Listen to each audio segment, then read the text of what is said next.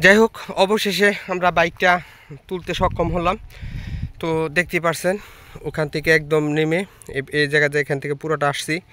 তো আসার পরে দেখুন পায়ের অবস্থা একদম শেষ, জুতার অবস্থা। আর আমার বাইকটা হচ্ছে ওই যে ওখানে।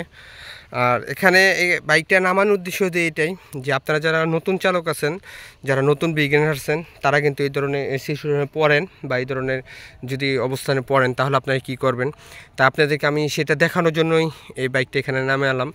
আর এখানে আপনারা কখনোই একা নামাতে পারবেন, আপনি এখান থেকে নামাতে পারবেন, কোনো সমস্যা নাই, কিন্তু উঠানের সময় আপনি এখানে শক্তি দিয়ে কখনো পারবেন না। কারণ যত বাইকের গিয়ার দিয়ে শক্তি দিয়ে বাড়ানোর চেষ্টা করবেন তত চাকা পিছন থেকে ঘুরতে থাকবে, আপনি এখানে শক্তিতে পারবেন না। তো ওখানে আমরা শক্তি করছিলাম বলে দেখুন ওখানে ঘুরে একদম ঘাতা হয়ে গেছে। আমরা বাইকটা একদম স্টার্ট বন্ধ করে আস্তে আস্তে ঠেলে আনছি দুইজনে, উপরে ছিল সামনে ছিল। তো এই বিষয়টা অবশ্যই একটু মাথায় রাখবেন, তাহলে আপনারা রাইড করতে পারবেন।